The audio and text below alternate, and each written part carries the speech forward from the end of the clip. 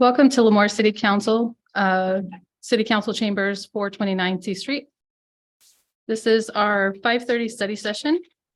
Please silence all electronic devices as a courtesy of those in attendance. Thank you.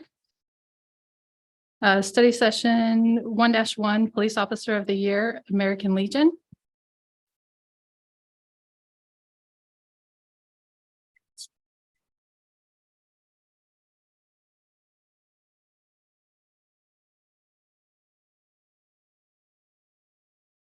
Good evening, Mayor and council members.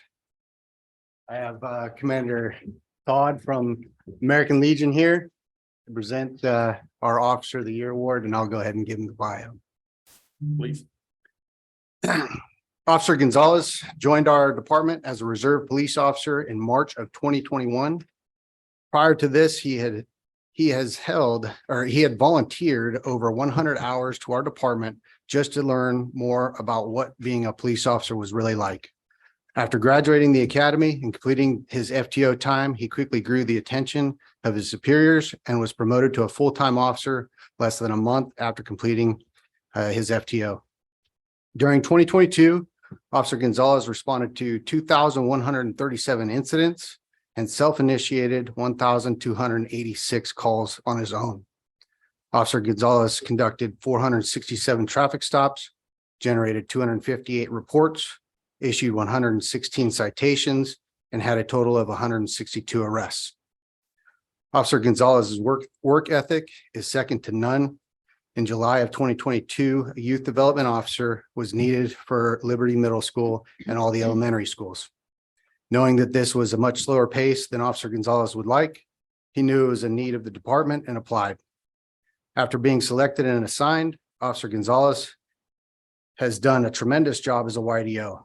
On top of those duties, Officer Gonzalez has made it known he wants to assist the detective unit in any way possible.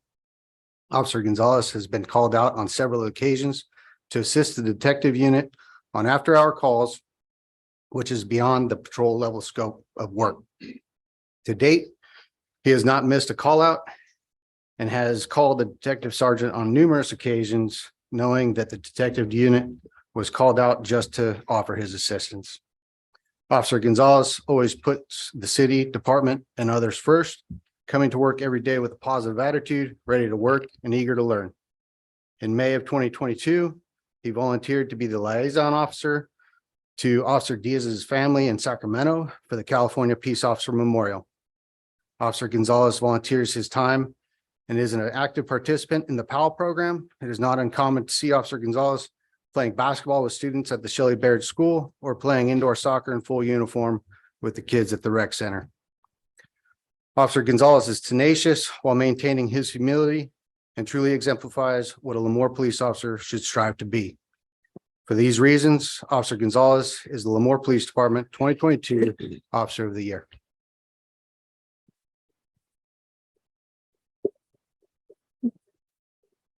On behalf of the American Legion and Legion family, we'd like to present you this plaque for the Lemoore American Legion Police Officer of the Year for June 2022. Thank you very much.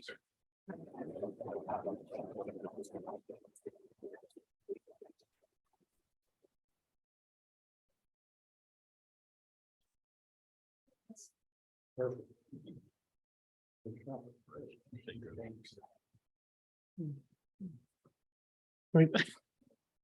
Thank you. Yeah. Let's go get a picture. Speech.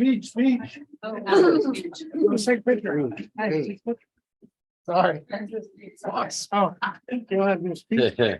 So many people in the room. Everybody hear me fine? Okay. Should we speak in the mic? Yeah. Hey, just bend that microphone around so you can face the thing. There you go.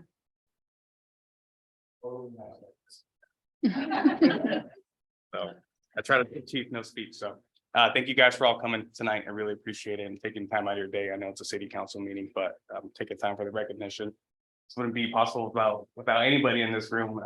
Therefore, there's other people as well who aren't here who really helped out. I'm going to keep it short and sweet. And again, thank you guys for coming. Just want to thank everybody for helping me out. I'm going to continue to serve the city of Lemoore until the day I retire. So I appreciate it, you guys. Thank you.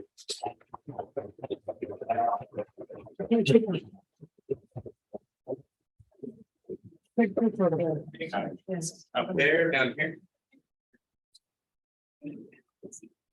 Bounce all the way from the tip.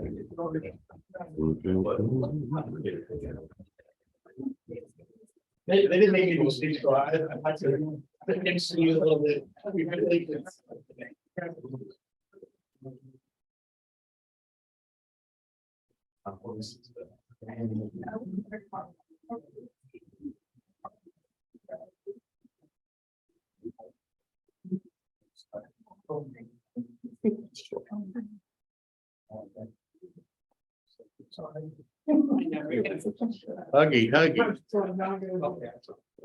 Go. Perfect. One more, sorry. Thank you. Thank you very much.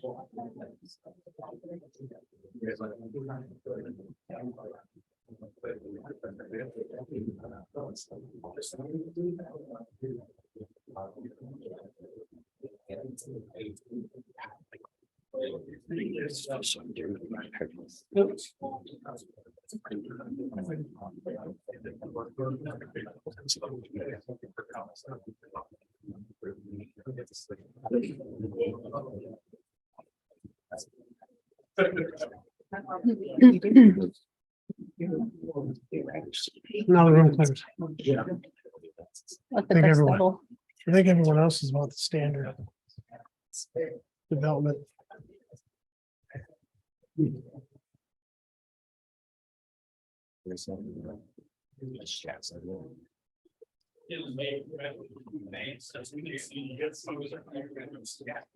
message her and ask her if she's here.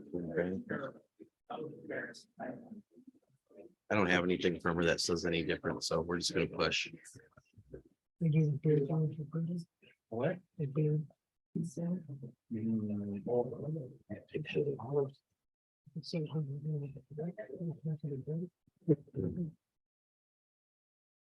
Okay, moving on to 1-2, significant certificate of recognition for Miss Caroline Daly. If you would step up to the podium.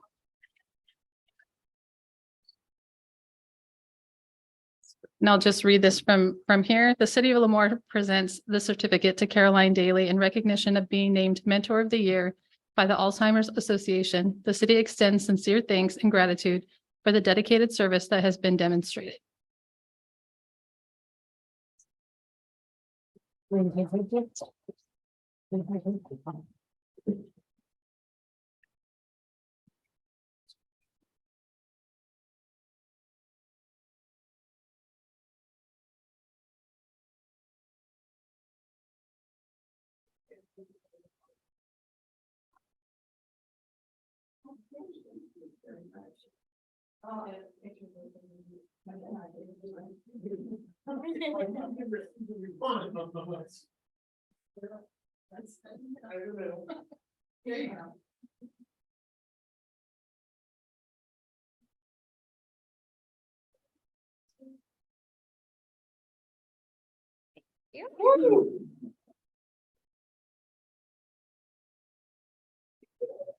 Oh, congratulations, Gary.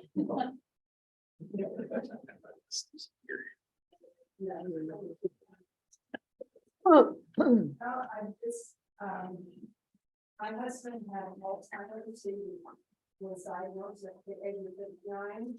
And so we started a journey of being a family with Alzheimer's. I was still working and he's been gone 13 years now. And so when I retired 7.5 years ago, I got involved with the public policy. And so I've gone up to Sacramento to give my story about Alzheimer's and how important it is to become educated. If you don't have someone in your family or know someone, get educated on Alzheimer's. In my retirement, I've been traveling and I often meet people that have Alzheimer's. And just recently, there was a lady that, was concerned that she has it because her mother had, and some other family members. So it's important. I don't just do what I do with the, state, you do it with everybody you meet. Because that's my story, that's our family story. Thank you so much. Thank you.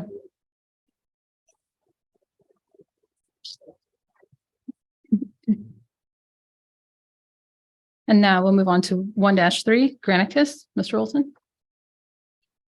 They're on. Okay, so this is some software we can use to help communicate, open communication with our residents. It also allows them to apply to certain functions of the city that they might be most interested in, like Parks and Rec things coming up, council meetings. So we have Jax from Granicus that's going to be giving us a quick presentation. Hi there, everyone. Thank you so much for allowing me to join in your meeting this evening. I really appreciate it. I just wanted to ask roughly how much time is allotted to me presenting, just so I know. I want to be able to respect your time. So if you want to keep it to probably 10 minutes, hit the high Okay. points, and then maybe a few minutes or 5 minutes of questions from council. That sounds Typically, great. Okay, perfect. So would you like me to share my screen then so I could kind of walk you through what the solution looks like? yes, please. Okay, you got it. Give me just one moment. All right, here we go. All right, can everyone see my screen? Yes. Yes. Okay, perfect. So the tool we're talking about is Gov Delivery, and I'm going to show you the example today is Fairfield, California. This is just one way that it could be set up. There are a few different configurations that we can do. That's totally customizable to you. But in a nutshell, what this tool is it's a digital communications tool that works with SMS. It works with email. It also connects to social media. It has a create once, publish everywhere capability. It's a low code, no code solution. So this isn't something that you're going to need to worry about people having coding experience to be able to use. And one of the benefits to this, and you'll see it in just a moment, is you'll also be able to grow your network of subscribers from the people that are around you that are also using Gov Delivery. So I'm just going to go walk you through what the sign up process looks like. And show you some of the features, and then we'll go ahead and we'll pause for questions.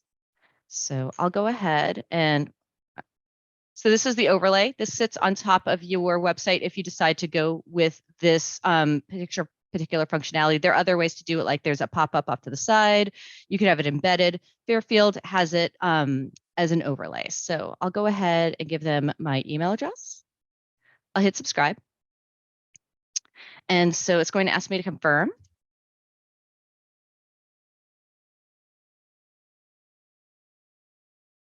And I'm being prompted. I have the option of setting up a password if I want. They left it as optional for me, so I won't set that up at this time. And I'll just acknowledge the privacy policy and I'll click on submit. And so here is where I get to, as a resident, decide what it is that I would like to sign up for. So I can sign up for as many or as few of these as I would like. If I see this icon right here, that just means that this is something that I can get sent to me via SMS. So let's say, for example, I want to get their calendar of events. So sorry, my mouse isn't working. There we go. Let's say I also want to get special events. And if I call that out, I can see that that also lands under recreation and parks. So you can create this to look however you want. So this is, this is completely under your control how this section appears, and you get to determine what these options are. So I'm just going to go ahead and select those. But as you can see, they're definitely using it for their agendas as well. There's lots of different things that I can sign up for. When I click on submit, this is where I get to give a little bit of information. This is really beneficial to agencies to understand their community a little bit more, see who's signing up for what. And you can, set up a few questions here. Like they're just asking me for my name. I'll just give them my first name. And then they're asking me what zip code I'm in. I'm going to say other because I don't live in Fairfield, but I could also, this could be set up to, ask if you are a new business owner, or if you are a parent of young children, or, which area of the city you live in. So that way you kind of get a sense of who's interested in what. So you can gather a little bit of information from your residents this way. And then when I click on submit, perfect. So they've gone ahead and they've now registered that I want any mailing, any emails specifically that are tagged with those items that I selected. So now we get to look at some local recommendations. So these are the folks that are nearby that I might be interested in. So this is, maybe I go through, Benicia a lot, and I want to select some of theirs as well. So this is that network that I alluded to earlier. So these are nearby users that also have Gov Delivery. So that way, maybe I live in Sacramento County and, I come to Lemoore often, so I can go ahead and get, your messages as well. So this is how we can help you exponentially grow your subscriber base. So I'm not going to select any of these, but this is where I could get some of those from the neighboring areas. And then we have some local to where I'm at. So it's looking at my IP address in like Agoura Hills, for example, Culver City. I live in Long Beach, so that's why some of these are popping up. So these are some of the more local items. So if I wanted to get some of these, if I wanted to see what was going on in Hermosa Beach, personally, that would make sense for me. I could go ahead and click on those. And then I just have to, once again, select the privacy policy, and then I submit, and then we're good to go. I've signed up for Gov Delivery. I will start receiving those, mailings on those topics as kind of whenever they're put out. So I can tell you that as a user, I live in Long Beach, and LA County uses Gov Delivery. And so I signed up to receive their mailings, and I get information about their parks. I get information about when the beaches are closed. I get the information that's important to me. So that's a little bit of the user experience. Does anyone have any questions? Anybody on council have any questions? No? Does any- Could the platform be set up to like which council district you live in versus, because we only have one zip code? So we have five districts. We could have that as an option. 100%. Yeah, I have one customer that I helped them set up. They have it in zones for street sweeping. That was the thing that they wanted to use it for initially, was, to communicate with people that live in different areas about street sweeping. So they were able to segment it by their various zones for street sweeping. Is there a way for you to ask questions, or, not just to receive information, but to give it? Like, if I wanted to provide feedback, like, are you asking if there's polling kind of features with this product? Yeah, I don't know what I'm asking, but I kind of, if like someone wanted to know, there was, what days are the street sweepers coming, or something to that effect, or I don't know, or is this weekend considered a holiday weekend? Are you guys doing trash? I don't know. It's just a way to, like, for a communication, I guess. Yeah, so you can definitely put together, like, one of the channels that you could subscribe to could be, like sanitation schedules or something like that. So people could subscribe to that, but it is one directional. So this is the information that you as the city would be putting out to the community. Okay. Is this supposed to replace our website? No, we would still have our website. This would be in addition to our website. Our website would only be used for the pop-up or the prompt to, if somebody wanted to subscribe to this on the side. So what we would use on this would be, like, we'd put out, how we send out our trash can schedule every year. We would have it in there, so residents could go look up and see if it's a green can or a blue can this week. And then we can set those reminders up every year, and then on holidays. So a couple days prior to a holiday, or if the sanitation schedule or the pickup schedule's changing, we put that in there, and it starts emailing everybody out and texting everybody that, hey, don't forget your trash is delayed a day this week due to the holiday, things like that. So we prompt it, and it pushes the information out, and then it's up to the individual user to select what kind of things they want on that. But we wouldn't, so sounds like we'd be duplicating stuff, right? So in other words, if I didn't want to subscribe to this, I wouldn't get that, all that information about city services on our website. Some of it. Yeah. The information that we put out is connected to our Facebook and our Instagram. Absolutely. So we connect with social media. We connect specifically with Facebook and with Twitter. We don't connect with Instagram just because Instagram is so visually driven and not every piece of information that you're going to put out would have graphics. You may not have a staff photographer. So we don't integrate at this time with Instagram, but we do seamlessly integrate with Facebook and with Twitter. So you have this create once, publish everywhere functionality. So this information, say about street sweeping, could be put out via email, it could be put out via SMS, and it could also be put out on social media. So you create it once and you distribute it across multiple channels. Is this kind of coordinated with the marketing person you hired? I mean, is this kind of? It can be. We haven't brought them in yet. We haven't brought in Retail Strategies or Team California on this, but I mean, now that we hired we hired this firm to do marketing for us. no. We haven't hired that person yet. Good. We had a study session. One study session, and this is another tool to getting it up. No, I meet with him next week to talk more about his proposals, but we haven't hired anybody yet. No. I think this is another tool in our toolbox Yes. of options for us to use, correct?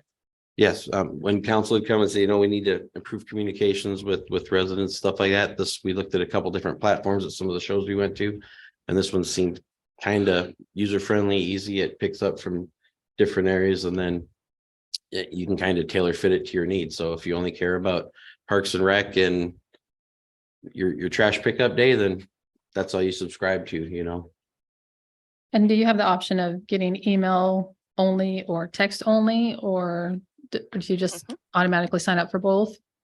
So you sign up either for email or for text, but you can change your preferences at any time. Gotcha. Any other questions from council? Any members of the public have any questions? This is free to the city. No, not free. There's just a subscription charge for this, and if council's direction, if they like it, we'd be bringing that proposal back to you at a later meeting to give time to digest and think about or ask any additional questions that may come up. Mr. Walker? Thank you, Madam Mayor and Council. Alex Walker. I did want to ask, I didn't read the privacy policy, so I don't know if it's in there, but I did want to ask and highlight what happens to users' personal data, such as their name, email, zip code. Does it get sold to third parties or data brokers, or how is that protected? Yeah, no, that's a really great question. So it is very secure. We're actually FedRAMP certified. So all this information is as secure as it can be. We're used by all 15 branches of the federal government. And this is your information. So if you want to sell it, you can, but we see this as we get you the subscribers, but the subscribers are your contacts to do with whatever you want. We keep the subscription information safe for you. And we give you that venue to gather that information, but the information is yours. We do not sell it. Thank you. Thank you, sir. Anyone else from the public? We have.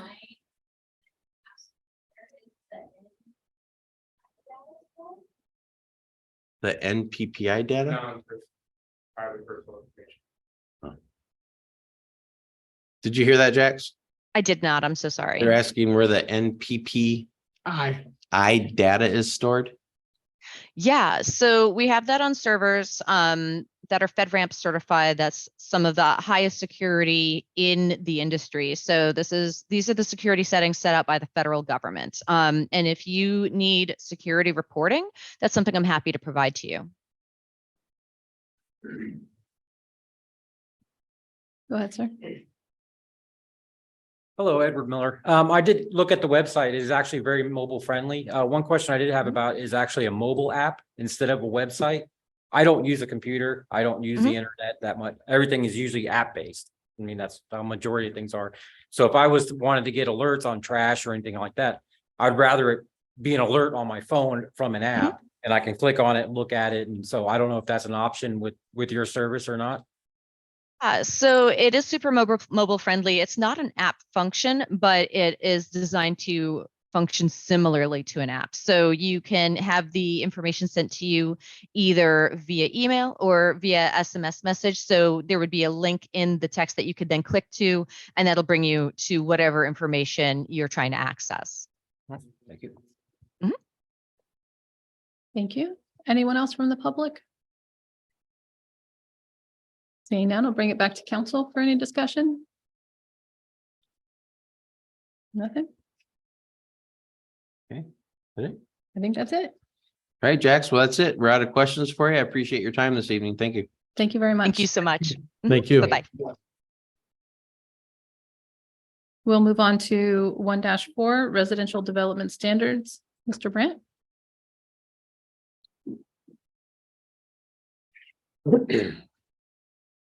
Good evening, Mayor and Council. Steve Brandt, City Planner. So this study session is to talk about one of our main residential development standards, which is minimum lot size for single family lots. So this has come up at this time for two reasons, actually. One of them is that in 2023, we're going to be working on some changes to the zoning ordinance and talk to the Planning Commission and then bring them to you for your review and adoption. We're looking for ways to make it either easier or more streamlined to approve housing. That's one of the state mandates. We have a grant for this. This is grant funded work that we're doing. And so that's one of the reasons why we're bringing this, because this is one of the main parts of that is like, what's the minimum lot size in Lemoore?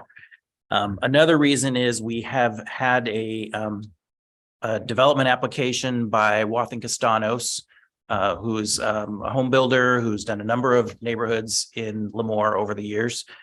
They proposed a subdivision that has some of the lot sizes much smaller than what we've approved before in the past. So wanted to bring that up and then also we'll give them an opportunity to describe their project to you. So I'm going to give a short presentation that's more general, talking about lot size and giving you some things to think about. And then representative from Wathen Castanos is going to present their project and talk to you, and then we can maybe have a discussion and see if there's some direction to go from there. So if you go to the next slide. So these are some of the issues that have, and this has mainly been happening since the Great Recession. Home buyers are demanding smaller lots for single family homes. They appear to be willing to give up front yard and backyard space in exchange for more affordability. And so developers are keen to that, and they're proposing lot sizes that are smaller than they did in the early 2000s or in the 1990s. Lemoore's current zoning ordinance has a 7,000 square foot minimum lot size, and anything smaller than that requires a planned unit development or a PUD in addition to the subdivision map approval. The result of that, because most developers are asking for lot sizes smaller than 7,000 square feet. And so the result of that is that every new subdivision in the last 10 years, except one, has needed a PUD. And so that's something that we're looking to change. And I don't think we're going to propose to get rid of the PUD process, but we want to make it more something that happens less often, that it only happens for projects that have a unique situation. And really what we've been seeing is the only unique situation in the past has been the lot sizes that people want are less than 7,000 square feet. So if you go to the next slide. So I looked up what other cities in the area have for minimum lot sizes. And you can see Visalia, Hanford, Tulare, they're all at 5,000 right now. And then they will allow subdivisions that are less than that if they meet certain specific standards. Visalia has 12 standards. Hanford 11. Tulare has 9 identified standards. And then they do still have a minimum under that of, and then anything less than that, even then they would go to a PUD. So it's almost like a 2-tiered system. It's like, if you want 5, like in Visalia, if you want 5,000 square foot minimum, just turn in a map. If you want between 3,600 and 5,000, you turn in a map, but you also have to show that you're going to do these other things. And then if you want even less than that, then you'd need a PUD. I have a quick question. Sure. What's an example of some of the identified standards? Like what would be an example of those? No, you got me. I was thinking, porches. It's things, amenities on the site, a certain size. I think Visalia says the backyard space has to be, there has to be at least a 15 by 20 backyard area, in not just a 5-foot strip in the back.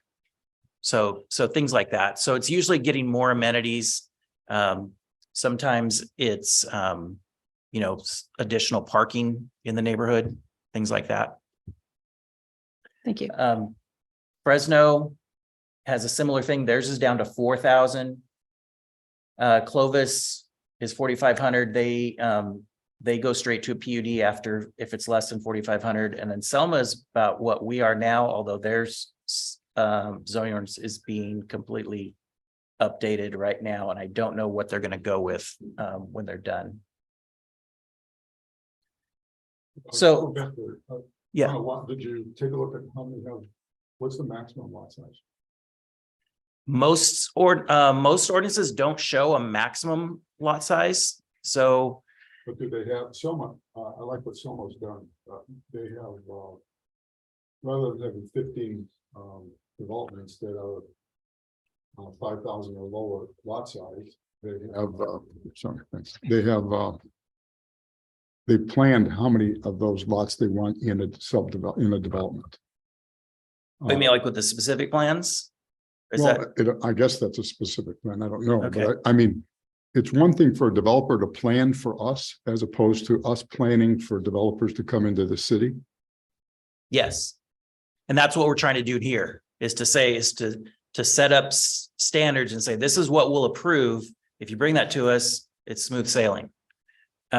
So I think maybe if you keen into that, they're only up to 30% of the lots can be less than 7,000. We can do things like that as well. And I think one of Visalia's is. Well, we just did that with the development on north on 19th, didn't we? Or on 18th. On 18th. Granville, they have some larger lots. Yes, no, and that was a very large subdivision. So when we worked with them, we said we want to make sure that there's a variety of lot sizes as well as some multifamily in their subdivision, because that was a whole quarter section. Well, I think that's more appealing, in my opinion. I just think that's more appealing for a city to have a diverse selection of possibility of different size homes than just here's what we got to offer and take it. Okay. Are we, so we're just looking at cities. Have we talked to developers other than just the ones that have been in the city? I mean, how about some local contractors that build custom homes or buy lots and build apartments, or we talked to them about? I mean, I've talked to them my whole career. I know that's why I'm saying that the trend is to move smaller. And a lot of them used to have standard home plans for 60 by 100 lots. Now they all have standard plans for 50 by 100 lots. Yeah.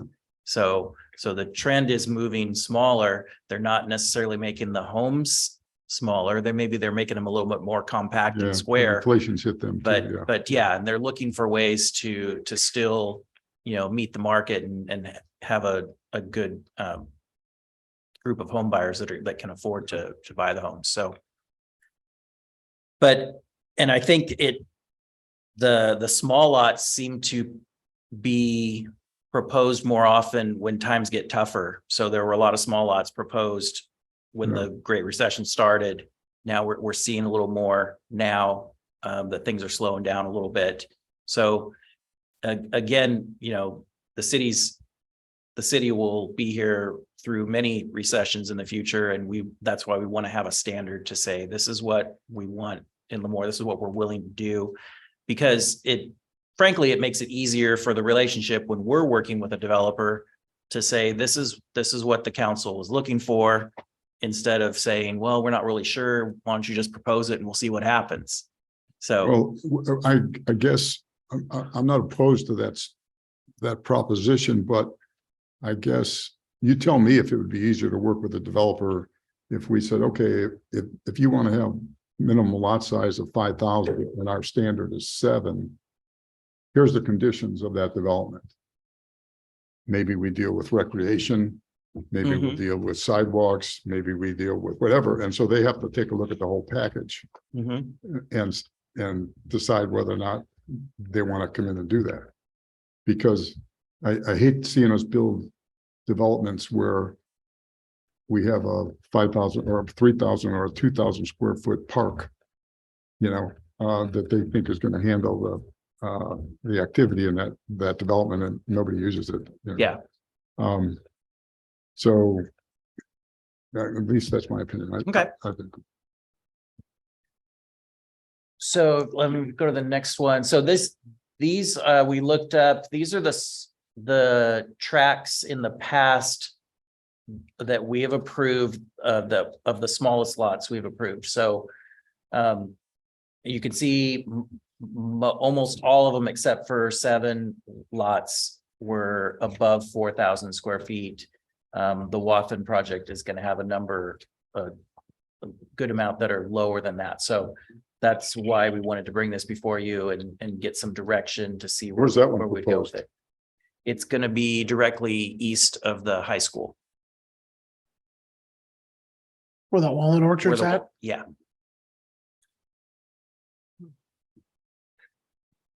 Off of Bush. so, yeah, off of Right where it Bush. turns. 198. Turn. Yeah. So this kind of gives you an idea of what has been approved in the past through PUDs and you know, what lot sizes are out there. Again, most of these have been more recent, like in the last 10 years. Before that, Lemoore was mainly, 7,000-8,000 square feet, as were a lot of other cities. All right, go to the next slide. So for the visual learners, we've got, I wanted to show different pictures of different neighborhoods and showing the lot size and how it looks. So this is actually a Wathen Castanos neighborhood in Lemoore. The lots average about 7,200 square feet. That comes out to a 65 by 110. There's about 15 to 20 feet between the homes. So they went to a greater setback. The setback minimum is 5 feet, so 10 feet between homes, and so that there's more room there. And then the backyards are fairly deep, and then you can see how it looks. If you go a little bit smaller, the next one, this neighborhood's 5,500 square feet. This is the neighborhood at Liberty and Hanford Omona Road, Lennar. So 55 by 100s, 10 feet between the homes, and the backyards range between 20 and 50 feet deep. And that's something to think about too, is like when the lots are about this size, the size of the backyard really depends on whether you have a 1-story or 2-story. So if somebody wants a 2-story, they're going to have a bigger backyard because of that. The 1-story will take up more space, obviously. This is a neighborhood in Tulare that's 4,500 square foot lots. They're 50 by 90s. And again, 5-foot setbacks on the sides. And then the backyards range between 15 and 25 feet deep. And then this is actually a gated neighborhood in Visalia. Lots are roughly 3640. They're 52 by 70. They've got 4-foot side yard so 8 feet between homes. And then the backyards, not, almost no backyard, 5 to 10 feet deep in the back. So then these are all on the same page. I tried really hard to put these all at the same scale so that you could kind of compare them visually and just see how the different minimum lot sizes translate to real world situation of what it looks like. So you can have your own opinion on this. When I look at it, I don't see much difference between the 55 and the 45. I do see a difference between 72 and 55, and I see a difference between 45 and 3,600. So You see a negative difference or a positive difference? I'm just saying a difference. So Well, I mean, it depends if I mean, I guess it depends on who you're looking. If one of those homes is much cheaper and my son's trying to buy it, then it's a positive difference. So well, all I'm just trying to point out is obviously the 7,200 to me is more aesthetically pleasing than sure, the 45 or 55. And I don't think we should abandon that aspect of what we have to keep our city looking good. The other thing I would suggest is you go take a look at some of the newer developments in Lemoore with smaller lot sizes and take a picture of them just before dusk. These are all really nice. Everybody must be out working because there's no cars in the streets. Because the other conundrum that we have is that we have shortened the streets as well. And in some of these neighborhoods, we have, it looks like a parking lot. And I don't think that's a good look for a city. You want to bring somebody, there's no realtors driving people around at night. But, that's my story and I'm sticking to it. that's why I'm here. to Frank, get have you your driven input. down my street? No. Drive down my street.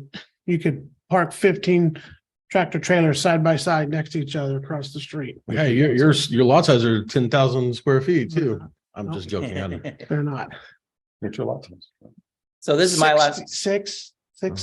So this is my last slide, and this is some questions there. You may come up with more questions, but what should we have as a minimum lot size? And then sub questions under that is, do we want to be in line with other nearby cities? Do we want a 2-tier minimum like some of the cities are doing with development standards tied to the lower tier?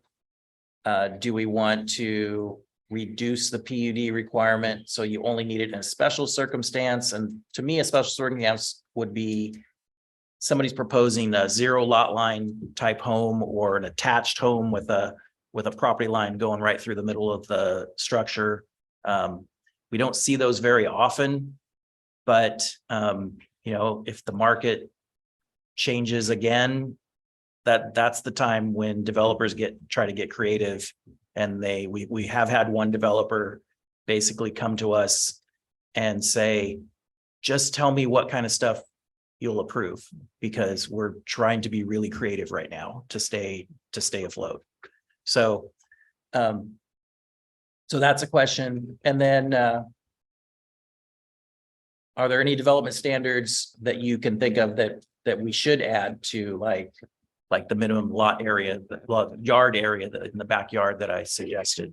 So things like that we can come up with ideas for that if you're interested in that. So that's my presentation. I'm going to turn over to Wathan Castanos, and then I'll come back and we can have more discussion if you like.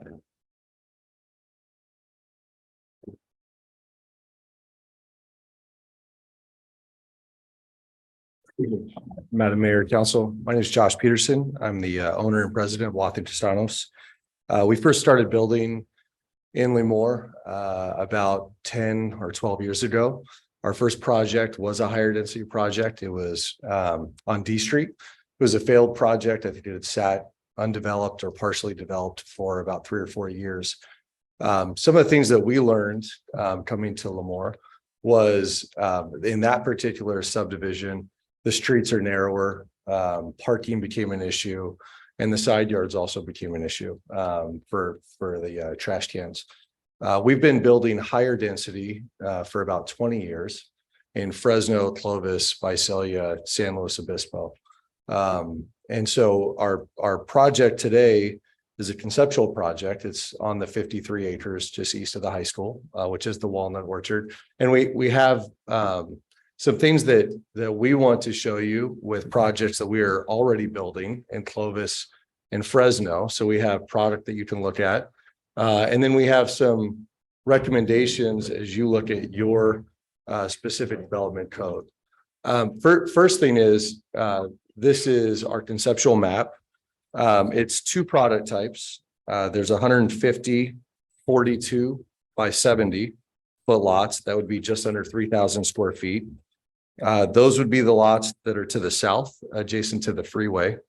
And then there's 126, 52 by 80 lots, and that's just over 4,000 square feet. This actually conforms to your zoning code. It does not need a rezone. It's under 7 units to the acre. It's actually 6 units to the acre. So what we're talking about is not something that's a rezone. It conforms to your zoning code. It's just under your minimum lot size. Okay, and that's something that I want to be keen on. With this, we've created a trail system over a 1 acre park, and then the Paseo system continues to the west that ties into the high school. If we could go to the next slide. These are the projects that Wathen Castanos has already constructed in Lemoore. One is the golf course. One of the pictures that Steve showed that had the really large side yards was the Capistrano 5 project near the canal, just east of what we're proposing. The reason that the lots had such a large side yard was because that was a subdivision that was already approved that we came in and bought. Atherton and Anniston was tract 791 and 910, and then Sugar Plum, which we called Sagecrest, but it was Sugar Plum when we first got here, was another failed subdivision that was just off of Cinnamon Street. In total, we've built over 300 homes in the city of Lemoore. Next slide. So this is the product that we talked about, the 42 by 70. We call it our Ariat line. This is in Clovis. This is our model center that you could visit today. It's open. We built this in Clovis. We're building this in Fresno, both west of 99 at our project called Westera, and then we will also be building this at Copper River near the golf course. Some things to note that we've learned over the years and we've adjusted. Councilmember Gornick, you talked about traffic. In Clovis, they've approved narrower streets in the past. All of our streets are city standard, city width streets. So our project would have a 60-foot width street. We have sidewalks on both sides of the street. We have a 20-foot driveway in front of every home. That does not include the sidewalk.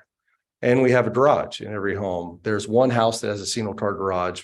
Every other house has a 2-car garage, and some have a 3-car tandem garage. We're very mindful of parking. The other component that we've added, and we've learned that kind of our lesson, is we used to build a 4-foot side yard. Minimum building code is 3 feet. We do 5-foot side yards now, and it's just easier for toters. People don't leave their trash cans out.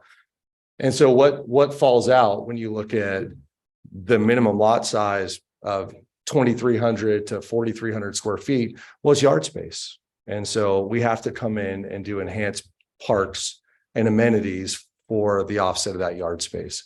One of the benefits that we see, though, is affordability. We're able to bring the price of the house down significantly. So in Fresno, we're starting in the low 300s. In Clovis, we're in the mid 300s on this product line. The average price of a home in Clovis today is $450,000. So we're about $100,000 less than that average. This product line runs from 1,100 square feet up to 2,500 square feet. So we do not sacrifice necessarily the size of the home. Okay, it's just a lot, and we try to keep the amenities. 2,500 square feet is 2-story though, right? It is, yeah, it is 2-story. The other thing in Fresno, we do conform to the enhanced design guidelines that the city requests. Steve went through some of those, like shutters, porches. Some do have lot coverage requirements that we worked through. In the city of Clovis, they don't have necessarily enhanced standards, but you have to have approval by the development director. So every project is a little bit of a negotiation with what they want to see in that area. The next slide, please. This is our Emory series. This is the lot size that is a 50, I'll get it wrong, right? 52 by 80. A little bit larger backyard, a little bit wider of a home. It is a mixture of single and 2 stories. This product ranges from 1,600 to 3,200 square feet. Yes, sir. You said 52 by 80. I'm sorry, but there's a whole lot of numbers. Like, what's the square footage on that? I'm sorry. Just over 4,000 square feet. Okay, that's what I need. And then the smaller one is just under 3,000 Gotcha. square feet, 2,940 and 4,160. So what's your single family, single story home size? 1,600 square feet. Okay. I'm gonna speak up as a senior citizen here. Okay. Okay. And, you know, the Lemoore Naval Air Station, provides a great resource for us to, capture a lot of retirees from the service in our community. And, we benefit from the prisons, and our teaching institutions and counties. We like to capture a lot of retirees. A lot of retirees do not like 2-story homes. Just because our needs don't work that well. Sure. Okay. And so I think that's the mix that a lot of people, when they talk to me, is how come there's so many 2-story homes? We don't have any 1-story homes. And so I just keep that in mind for you. That's a market that we cherish here. We have a lot of retirees that have been in the service around here, and that's what they look for. Yeah, so I appreciate that. In our smaller series, the RES series, we do have a single level home. It's a 2-bedroom, 2.5 bath with a single car garage. It's your starter home, but it's also a downsize home. In the Emory series, 2 of our 2 stories have masters down. We recognize that as we have to adapt to the market, both in young families and in empty nesters, we can have a 2-story home, but we better keep the master down. One more thing that and I think this is a big deal for the state, both the ARIA and the Emory series have an ADU as an option in 1 or 2 of the homes. Now, it's not a detached ADU, and we have the option that it is an ADU where it's not an apartment unit. It's attached into an open into the house, and it's really meant to be a mother-in-law or a live-in parent or a boomerang kid. And that's what we've seen a lot is with the millennial generation, kids are still living with their parents, and this gives an option to have an apartment within the home. Okay. And so next slide. These are our interiors, both the ARIA and the Emory. We wanted to show this because these are really high quality homes. We're not, just because the lot is smaller, it doesn't mean we're compromising on the size of the home or the quality of the home. Next, please. And then we wanted to show you backyards. So this is the ARIA series. The minimum backyard is 10 feet. And yeah, that's small. It's patio living. It's kind of a lock and leave mentality if you are an empty nester, or if you don't want to have the yard to maintain. But the minimum size is 10 feet. And then these are our models that are in Fresno to show that what we've done within 10 feet. The next one, this is our Emory series. I think the minimum size for the Emory series is 15 or 17 feet, but you can see the difference. You get a little bit more grass. The patio is a little bit larger. And it just is a little bit bigger space. Next. So parks. One of the things that we pride ourselves on is going above and beyond parks. This is our park in Madera. This was a community that we built a project in. The master developer had standards that they wanted to see in this park. Not necessarily the programming that we would have done, but this is what they liked. And so we built this last year. And the next one. This is behind this, the first row of homes is our Emory models at Westera. And this is one of their community parks. I think there's 9 parks throughout this community. And so it's a standard looking subdivision, even though it is smaller lots, and then an enhanced amenity package within the community. Next. One of the things that we do well is we try to gather in our trails. So you don't just see a sidewalk and some grass. We try to install programming from the connectivity through our project, the trails from the park. Next. And then what we've provided here is a conceptual of the park in the map that we're proposing on the 53 acres. You get a mixture of play structures, barbecues, swing sets, plenty of turf area, fitness equipment, the trail that goes through this and then continues on to the high school. And if you go back to, you don't have to go back, but if you go back to the subdivision map, you'll see where that park kind of lays in the programming. This is our project that we built. Sorry, I can't see the numbers, but this is our project that we built in Lemoore. This was track 791. This was a smaller project, smaller lot project, and the lot size was a 56 by 92. This is over off of D Street. And then I wanted to show you the plot plan of what we're proposing. So one more. So this may be it's harder for me to see. So I'll just tell you the house on the right is a 1900 square foot home, 1894. It is one of our Emory plans, 52 by 80. It has actually 6.5 foot side yards on this home. And this is actually one of our homes on one of the lots we're proposing. The front yard is 15 feet to the living space. The driveway, as we talked about, is 20 feet. And the backyard depth is 24 feet. So it's not as small as you think. Okay. And that, if I could go back for 1 second, sorry. The Ariette series, which is our smaller series, is lot 54 on the left. You still have a 20-foot driveway that's behind the sidewalk. You have 15.5 feet to the home, 5-foot side yards. And here the minimum may be 10 feet, but this is showing a 15.5 feet. And these are our minimum lot sizes for the rear yard.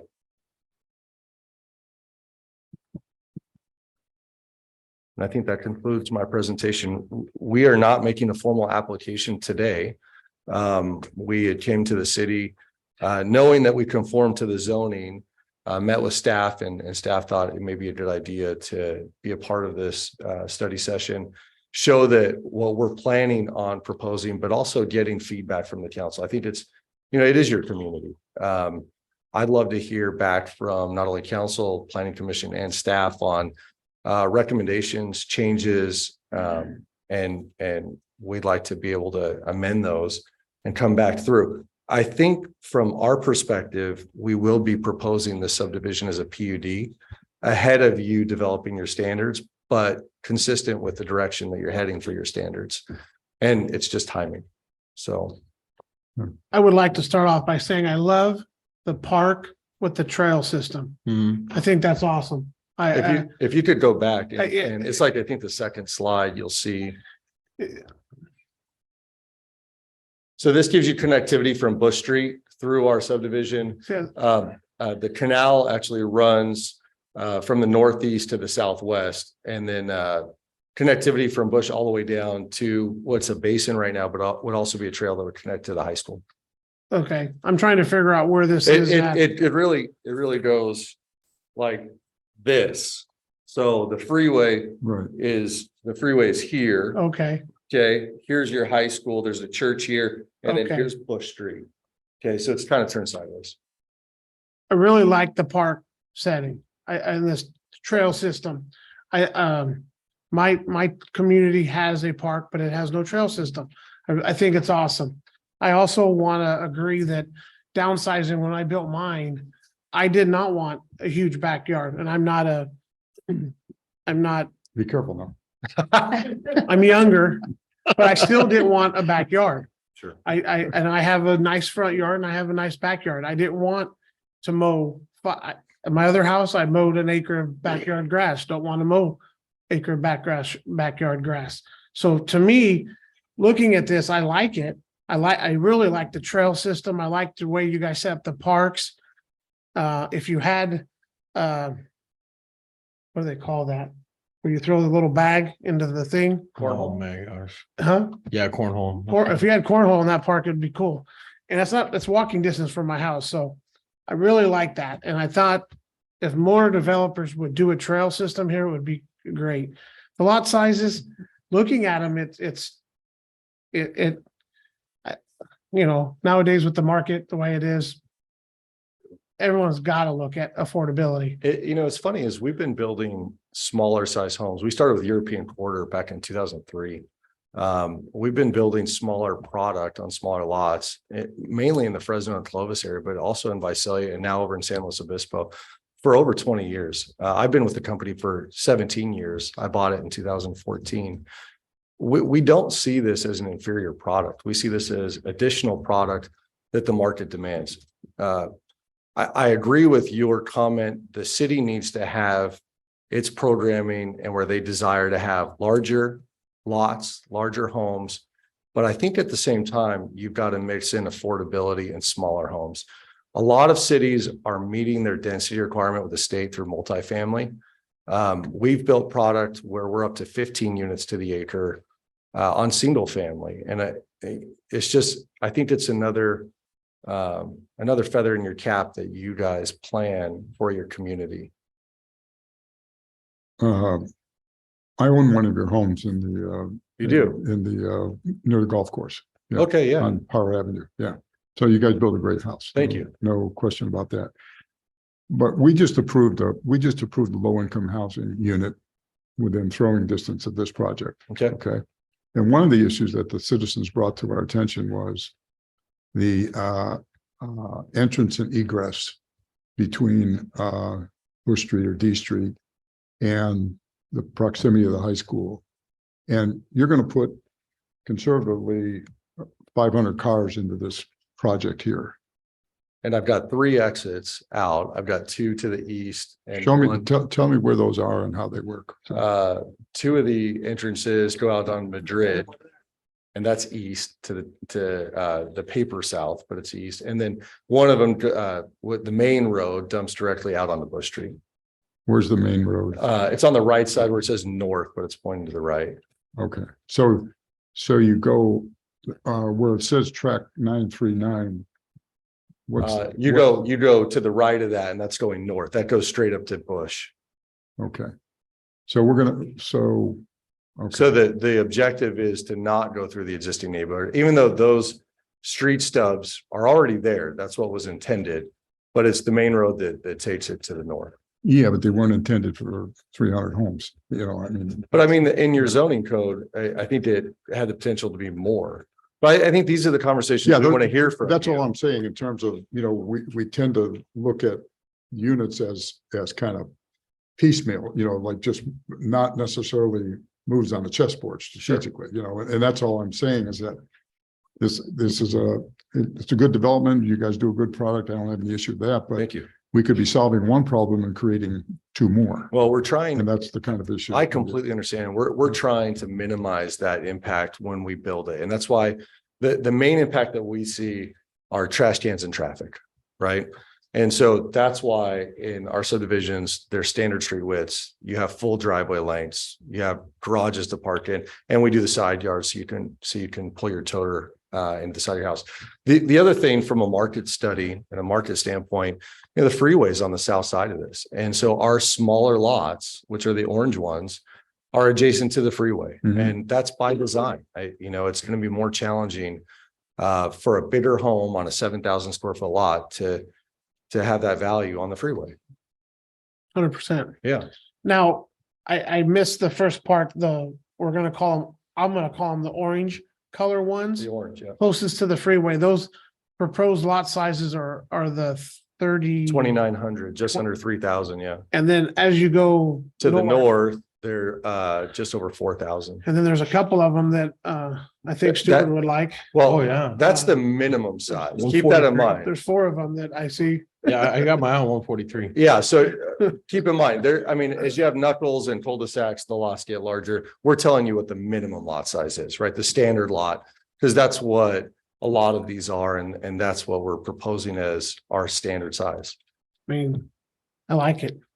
And I wouldn't be against setting minimums and maximum, you know, either. I think that's a smart thing, you know, going forward. The other thing that and I don't know what your code requires at this point in time, but in the city of Clovis, even though we build higher density, we're held to standards like two street trees in front of every home.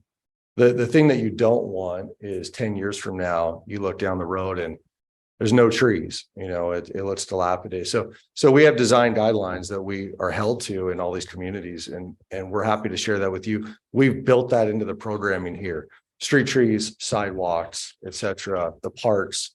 So I think we do a really good job in what we build.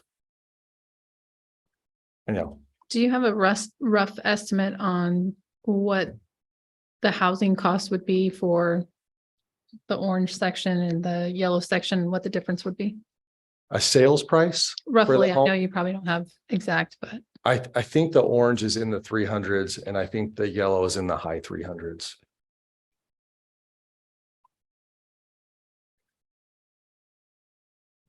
I do have a question for you too. So you said that the D Street one, I think it's on the north side of D It Street. is, yeah. And you said something about the street sizes and you said something like we learned our lesson or we learned. So the street suite, the street widths are narrower. And if you look at an aerial, I don't know if we can zoom in, but if you look at the aerial, the bulbs on the corners bow out to where it creates little choke points, Yeah. right? Well, that choke point means you can't park as close to the street end as you normally would. Well, why would you do that? It's a traffic calming mechanism. I totally understand it, but it means that you can park less cars on the street. And so the cars that you do have, it looks very, very cluttered. And so we didn't plan that subdivision. It was one that was already here. The infrastructure was halfway built. Yeah. We came in and fixed it. We had to pull all the sewer and the water out and then redo it. But this is kind of what was already approved. So we were dealt with that hand. You know, we dealt. Yeah, no, I was just kind of curious when you said we learned our lesson, like I don't know. It felt kind of good to hear. Our construction, our general superintendent who runs all of our Valley construction lives in that neighborhood, and his wife, who is one of our purchasing agents, lives in that neighborhood. And so, yeah, I'll tell you, we learned our lesson. I'm sorry, but it feels good to hear a little bit, you know. Because those streets, I had a cousin that lived in there and we tried to back a U-Haul in there and It's no. tight. I Yeah. needed a NASCAR hauler driver to get that in there and then get it out without hitting something. It was Yeah. horrible. But keep in mind, we approved a subdivision that's got that same problem that's under construction right now. Yeah. Yeah. So Different I think, times, you know, sometimes where you feel a little handcuffed up here sometimes I know, too. but that's when I get to the standards Sometimes that we've got to be able to say you have to, the city manager, and you guys have to say with conviction, look, these are our standards, you know, you can either do them or not. And I think part of that standard is the street widths. Part of that standard needs to be parking. It needs to be the driveway widths. And it needs to be what the city wants to see this neighborhood look like 10 years from now, Yeah. not 1 year from now. I would agree. I would think if we set standards to do this, I think width of driveway or not driveway, width of roads need to be concrete, ironclad, whatever, 60 feet, whatever. It looks like it's 60 feet. Mine is 160 feet, I think, but I don't want those, but we have to do that. I think, Nathan, moving forward, we have to have streets set. Everything else, I think, is open to the market. I mean, You don't may want want 1,000 square foot. You may want to lots, consider, but I mean, in certain cases, you may want to consider your trail system, sidewalks, walkability. I know Fresno has a rule where they'll allow sidewalks on one side, but not both sides. That's worked out well in some cases. In this instance, we have sidewalks on both sides. The enhanced we need parks and sidewalks. landscaping are a big deal too. The amenities in your parks, especially in these neighborhoods, need to be high. And that's more cost on us, but it's better livability for the community. So It's better to sell them because like my park doesn't have nothing. I would love a playground for my kids, my grandkids to play on, but you know, when you look at them, they're $10,000. We're not gonna get $10,000 to go build one. If the developer would have, that would have been awesome. well, yeah, because I have 300 homes that I can allocate that $10,000 to as opposed to one home. Yeah. And it's pre-programmed in. So, and if you go back to the park, this is a design that we will propose for the park. And it has those features. So. I And saw that. the ADU function is another one. And this is one of the first times that we've included the ADUs with this product. And we will be in the market in this fall, but we're really excited about that as well. I love that. So. Yeah, good job. I'm I just- like it. Go ahead, I'm sorry. I'm sorry. Go ahead. Go ahead. No, I was just telling him I enjoyed it. I'd like to, can you fit a swimming pool in the backyard of those lots, just out of curiosity? You could fit a hot tub. You know, it gets hotter. in here. I know. Trust me. That one We don't lot, have- I do. I saw that one lot. You can fit a pool back there. You'd be the popular guy in the neighborhood though. you know how much pools cost? I have one. I know. But I said it. Do you think that there's a market for these size lots here in Lemoore? I know that you'd said, you've done them in other cities where maybe life is a little more fast paced than maybe here. Sure. Maybe I'm speaking No, wrong, but so when we look at our market studies, the millennial generation is, I think, the age of 30 to 42 right now. And it's the largest generation there is, right? Even larger than the baby boomers. And so when you look at that, the average age to buy a home is 36.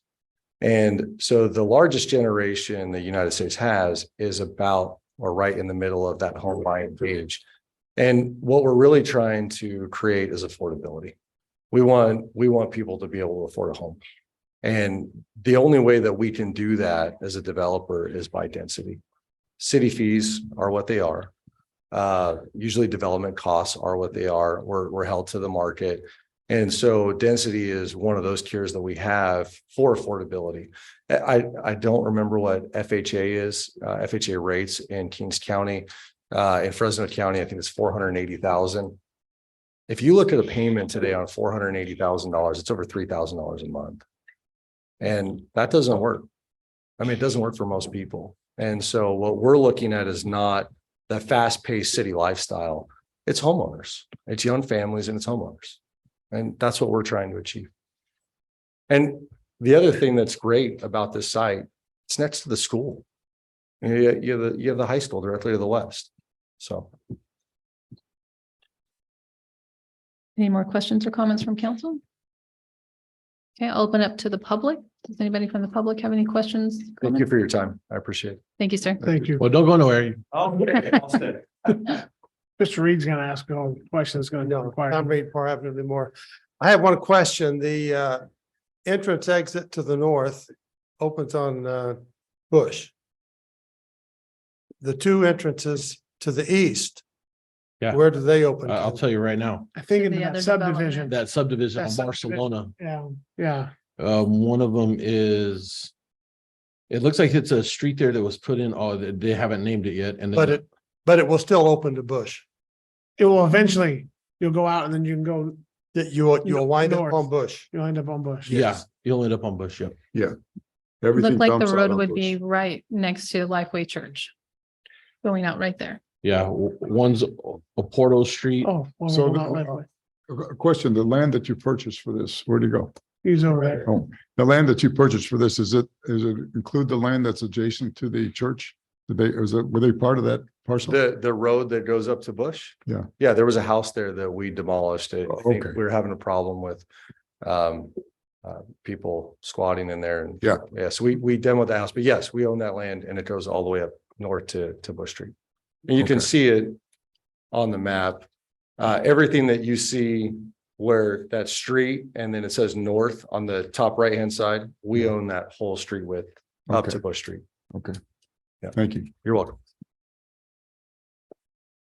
Any other questions from the public? Do we have any online? Yeah, I don't know. That's it Go ahead, right sir. there. So there's Assembly of God. Right, let me get you going. Richard. So I've been on the planning commission for past 5 years, working on 6 now. We've had some developments that came to us requesting lot deviation. And we approved them all, and basically because council had told us, you really have to approve it because we've already approved it in the past. So I think if personally, The true attorney? oh, I don't know. Oh. It was the council we had sitting with us at the time. Didn't say we had to, but he said Yeah. it was in our best interest. But anyway, my personal preference, my lot is about 73 square feet. And I think it's perfect. I don't think it's too big. I don't think it's too small, but that's just my personal preference.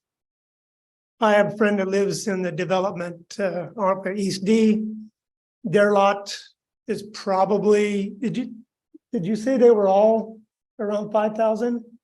The minimum, the standard lot is 5,000, there's some that are larger. Okay. So theirs is probably between 5,000 and 6,000. They have a pool and it's a decent size.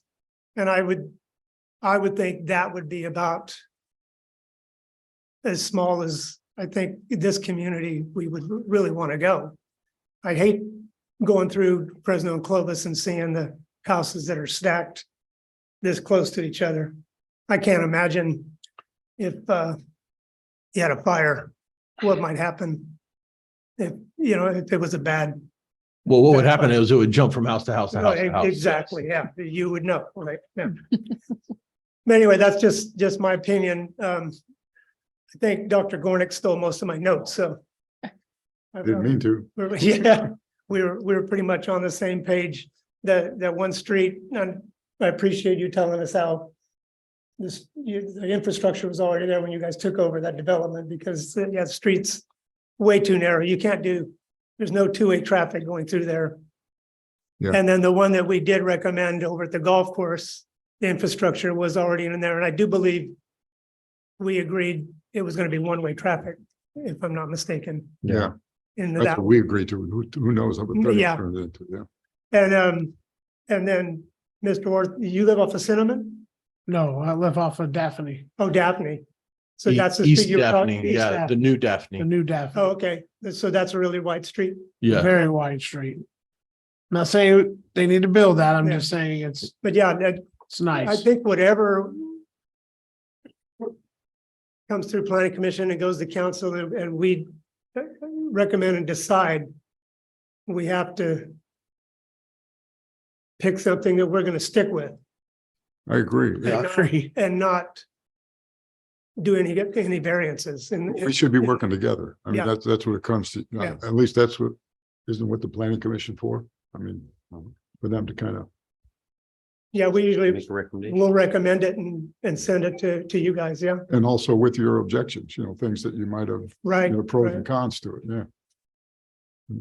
Yeah, because if we don't set standards and leave it up, who knows who's going to be sitting up here in 10, 15 years, There you go. and who's going to be on planning commission and what they'll let through. Great. Mr. Walker?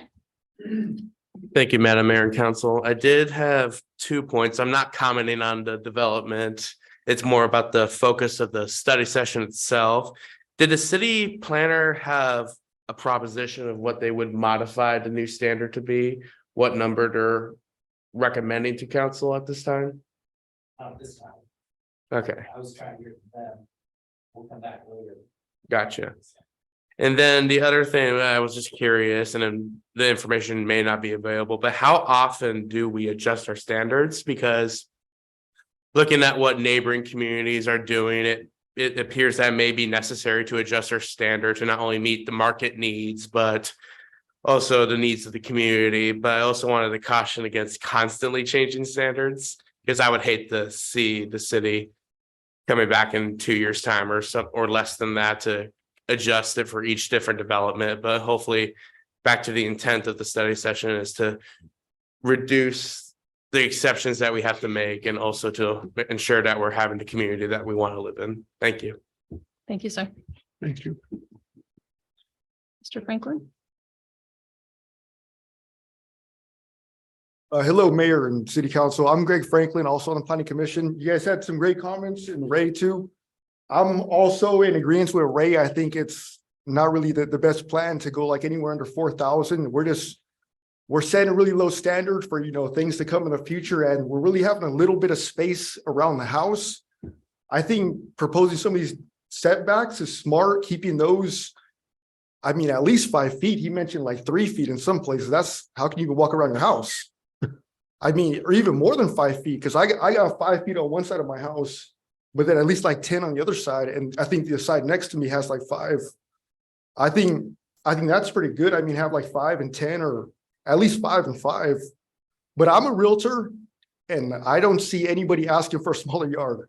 Everybody wants a yard. Yeah. I mean, I understand kids. like, If you got kids and there's no real park access. exactly. Yeah.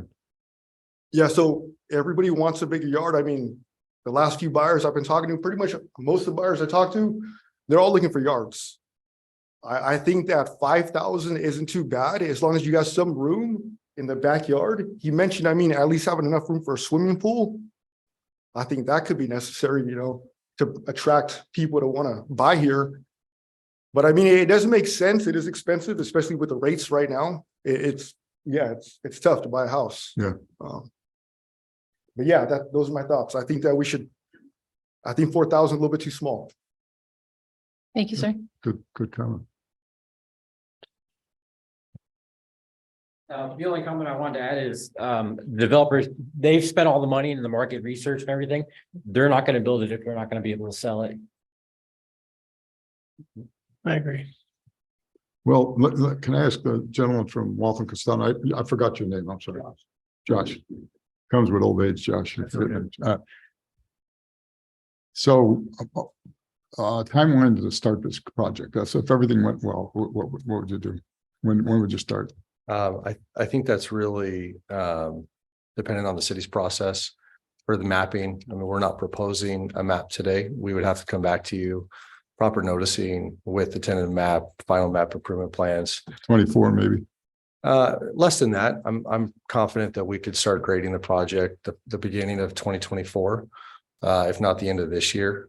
And then you'd come to market on homes probably the middle of next year. So, and if you're proposing a PUD, let's say, you know, everything worked well and inflation went down to where it was and sure rates were, 2%. Yeah. So would you come in and readjust these lot sizes and go for like no, 10,000 square, lot? No, we've been building this product. 2,500 square foot home and, Yeah, we've been building this product type for a long time, this lot size. Okay. And I'm not saying that's a bad thing. No, it's not. I mean, look, I agree with this gentleman's comments. You know, we see the development standards for most communities adjusted once every 10 to 15 years. It's not like you change these every 1 to 2 years. And so I don't see anywhere in the state of California where their minimum lot size is 7,000. I don't know when last time you changed your development standards. Probably been a long time, if ever, right?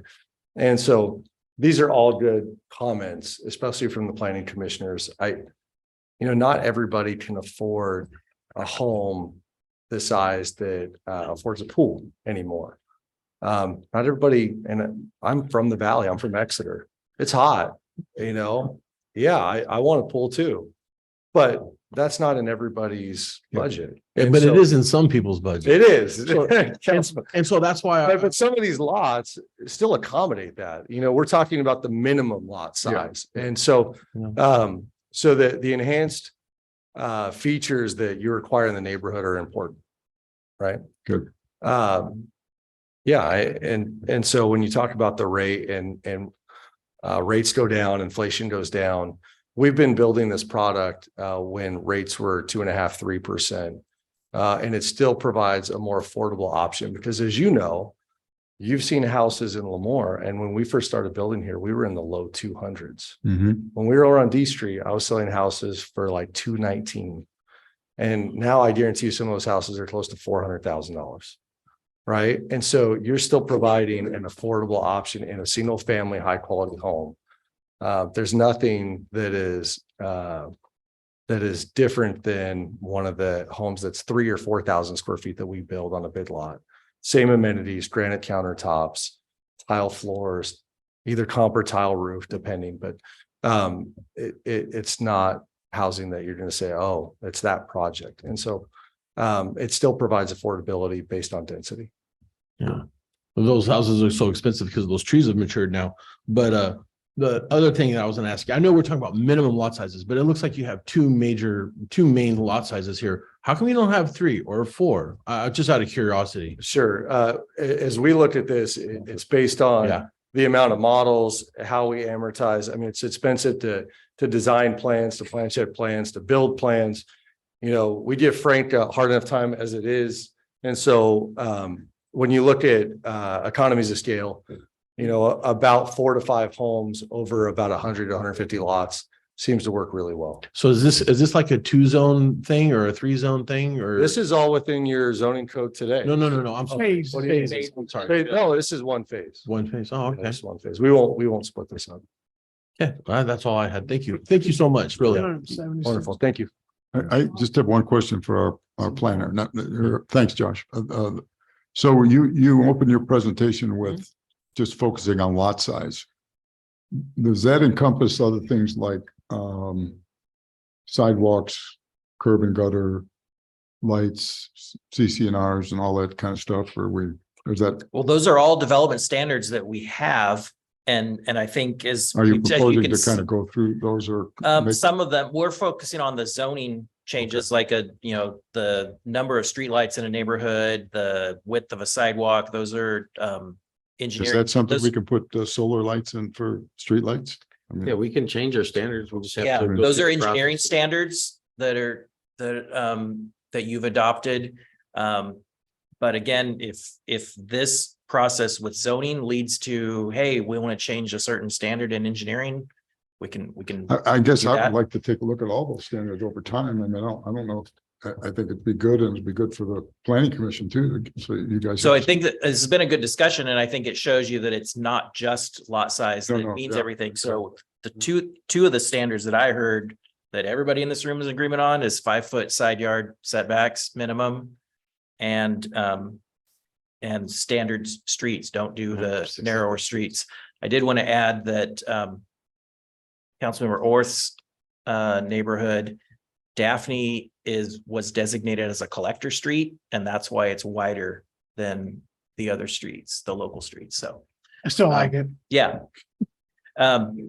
Also wanted to say I failed to mention that we had 3 planning commissioners in the audience, and so they can get back to me at the next PC meeting. Whatever they want to do to me for that. Thank you for coming, guys. Yeah. Thank you very, very much. Really, Appreciate it. this is something I'd like to see more of because it helps us. So we plan on having a few other study sessions about That's good. standards, particularly residential standards.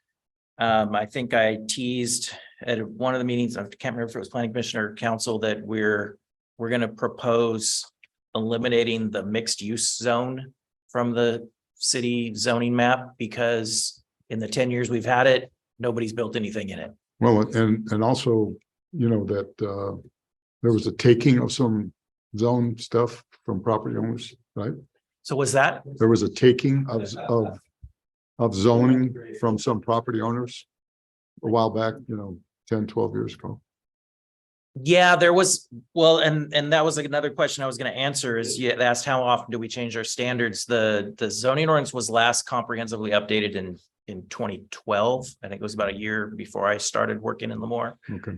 And then we made some changes in 2014, but I don't think we made any changes to residential standards. It was mostly commercial and Okay. commercial standards and downtown standards. So these standards have been around at least since 2012, and they may have been in place before that. So Okay. I think it's a good time to look at it. And again, I can bring to you what other cities are doing. You have to tell me what Lemoore wants to do. So I can help you with that. Trails. Trails. I've heard that. I've written down everything you've said. So trails, there's Swimming pool. differences on size of backyard. There's differences of opinion. City pool. Yeah. The ingress and egress for this site is this site's pretty landlocked. So Yeah. in terms of the circulation, I think what they're proposing does as good a job as you are able to do. Unless you want to go by Yeah. road right away through the high school, Yeah. which you probably don't want to do. Off ramp. An off-ramp, Or yeah. a connector street between Bush and D, like we talked about with that Street between.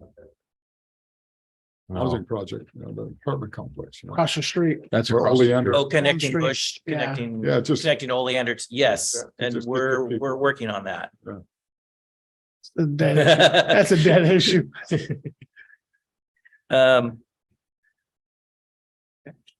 Okay, so. I just unless also want anybody to has any- recognize Yeah. Bob Clement. I think he's been on the planning commission since you graduated high school, right? Wow. Thank you for your service, Bob. So this has been helpful for me. I mean, I wasn't expecting clear-cut answers, but to get a sense of where everybody's at has been helpful, and we'll keep talking about this. We'll keep working with Wathen, and Good. Thank you, Steve. thank you. Steve. Thanks, Thank you. Josh. Thank you. Thank you, everybody. Planning Thank you. commission, thank you. Thank you for your time. I appreciate it. I appreciate the feedback. Good. Thank you. Thank you, sir.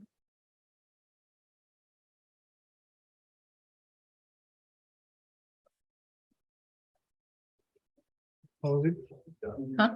Closing the session. Just move into No. regular session. We're- Does anybody need a break? No, we're going, I thought we go into a regular Yeah. meeting now. Move. No break? Okay, just keep going. Tim, you good? All right. Yeah. We're gonna go ahead and move on to our regular session. So we'll go ahead and call the meeting to order. And is Bishop John Smith here by chance? No. I didn't think I saw him. No. Mr. Clement, would you like to do the invocation? Sure. Please stand. Let's pray. Lord, thank you so much for this day. We thank you for the city of Lemoore. Watch over its citizens, watch over the city council, planning commission, and all other workers for the city. And we move forward in a Christian way to help each other, to help Lemoore be a great city, to the ready is.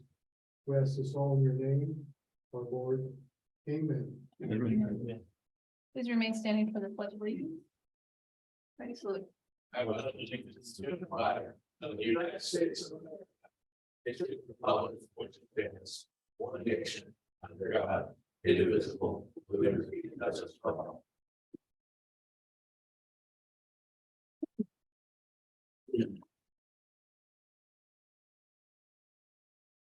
Councilmember Cheney, Here. Councilmember Lyons, Here. Councilmember Orth, Here. Mayor Pro Tem Gornick, Here. and Mayor Matthews. Present. Thank you. Moving on to agenda approval, additions and or deletions. Do we have any? There are none. None? Sorry. Public comment. Public comment will be in accordance with the attached policy. This time is reserved for members of the audience to address the city council on items of interest that are not on the agenda and are within the subject matter jurisdiction of the council. It is recommended that speakers limit their comments to 3 minutes each, and it is requested that no comments be made during this period on items on the agenda. The council is prohibited by law from taking any action on matters discussed that are not on the agenda. Prior to addressing the council, any handouts for council would be provided to the city clerk for distribution to the council and appropriate staff. The public will have the opportunity to comment on items on the agenda once the item has been called and the mayor opens the item up to the public. Does anybody have any public comment? Mr. Walker? Thank you, Madam Mayor and Council. Alex Walker. I'm here to proudly represent Lemoore Rotary Club. I do have some updates for y'all today. On our literacy project, I'm very proud to announce that we're almost done handing out all the dictionaries I've been gloating and talking about because they're such an amazing thing. But I did want to do something a little bit different than I've done at previous council meetings. I've mentioned that Lemoore Rotary has been doing this for a long time, and I have some proof. This is the dictionary that I received when I was in 3rd grade from Lemoore Rotary Club. I was upset to find out that my penmanship was a lot neater and more legible then, but you can still see that it has the Lemoore Rotary sticker, and that's been through some use. And participating in the handing out of these dictionaries, not only to get to see the kids' faces, but the appreciation that they have for having a new education tool that their teachers are going to use in their lessons and when they're studying and throughout their educational journey. It's been truly remarkable. And earlier, we received the letter from our supplier, our partner in the dictionary project. And Lemoore Rotary has specifically contributed to giving out 11,616 dictionaries in total. And that number is going to continue to climb. And that was just such an important statistic that really resonates to be able to be one of those recipients so long ago and to be the one giving them out today. So it's something I'm very personally proud of. In addition to that, we're also going to be participating in Read Across America. Each of the neighboring schools in the Lemoore area are going to have some Rotarians come donate some books that we've been collecting. And we're going to read some stories in celebration of not only Read Across America, but Dr. Seuss's birthday. Usually this is celebrated at the end of the month / early March. I believe Dr. Seuss's birthday is March 2nd to be specific. So something we're looking forward to participating in. We're going to be revamping our social media and website. So please stay updated and check us out. I'll be giving updates when this is actually done, but we're very excited to be more accessible to the community. And in addition to that, in regards to our bed project, partnering with Sleeping in Heavenly Peace, we're going to have a delivery for some beds in March. And we're also going to be building some beds, about 20 beds in April. I'll be inviting each of the council members if they would like to help build beds or just kind of see what we've been doing for a couple of years now with this project. And I'll have more specifics to come, but it's something we're very proud to be doing and to be giving to our community directly. I appreciate your time. If you have any questions, please let me know. Thank you. Thank you, sir. Thank you. Any other public comment? Do we have any online, Marissa? No. Moving on to department city manager reports. Good evening, Mayor and council members. First up is Mr. Ray Greenlee.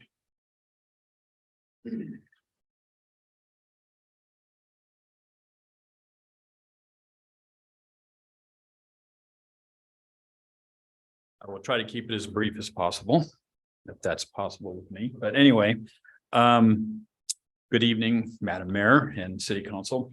I wanted to give you an update regarding the rec department. This past Sunday, we held soccer. We're doing spring soccer. And we did tryouts on Sunday. And we got through that day. It was really a good time.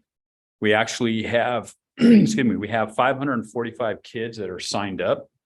And we have 127 kids on a waiting list. Wow. Yes. So it's great. And the reason we have a waiting list in case kids drop out. And then we also had parents who wanted to get on it because they're like, please, if anything comes up. So that's why that list is so big. This Thursday, the February 9th, we have a coaches meeting. We have over 55 coaches, which is outstanding for this community and all the teams and all that stuff that we have. So just wanted to bring you up to speed on that stuff. We're working on programs for this fiscal year. So we're going to be working on the indoor basketball, summer soccer, and t-ball.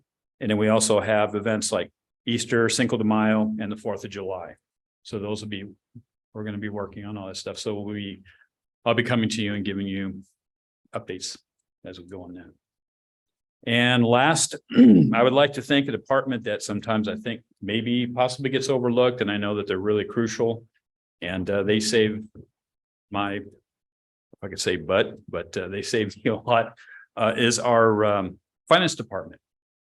We have really great people in our finance department. I would like to thank Jocelyn Valdez, Terry Harp, Maritza Jones, Tina Townsend, Veronica Mayhill, Lisa Smith, and of course, Michelle Spear.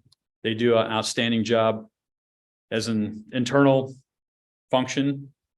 They're not really in the limelight, but I just wanted to thank them because they do keep all of our budgets together. They keep us in line. They correct my mistakes constantly. So anyway, I just want to give a thank you to them. Okay. Thank you, Ray. Any questions or? 545 kids, that's the limit, obviously. Well, we started out, we set our limit at 400 and then we had such a demand. What we're trying to do is because it's indoor soccer, we're trying to set up a schedule to where they can actually practice once a week indoor, because otherwise it's kind of outdoor soccer. So we're trying to keep it contained. So there's definitely a need for more soccer, indoor soccer fields, which I'm kind of letting stuff out of the bag right now, but we could, from, the feedback we get, and as you can tell right now, and we're going to be doing a spring starting in March. I'm sorry, a summer in March. But we could literally run soccer over there at the complex all year round. I mean, it is phenomenal, the demand. And we also rent the soccer field out, and it's just unbelievable, all the people who come and rent almost every single day. We've got 2-3 different groups. We do an hour blocks, and it's just phenomenal to see people coming in and renting it. So You're talking about the indoor complex. the indoor soccer inside the rec center. Yes. Thank you, Ray. Thank you, Ray. Okay, Good thank job. you. Next up, Chief Kendall.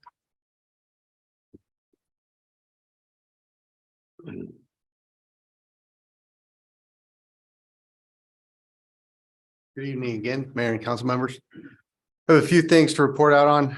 Our CSOs have started to turn their attention to addressing winter weeds.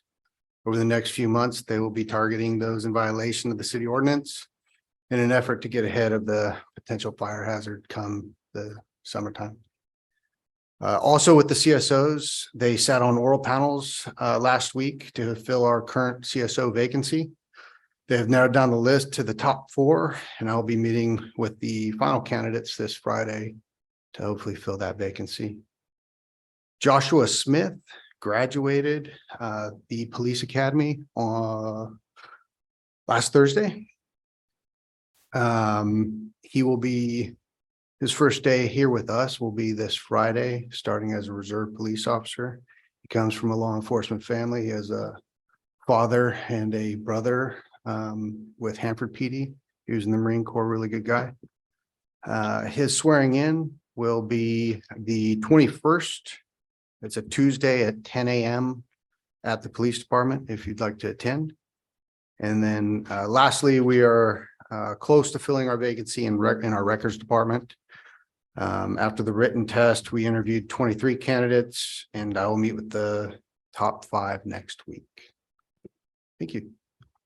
Question. Yes, sir. Chief, we've had some really kind of tragic incidents here recently in surrounding communities.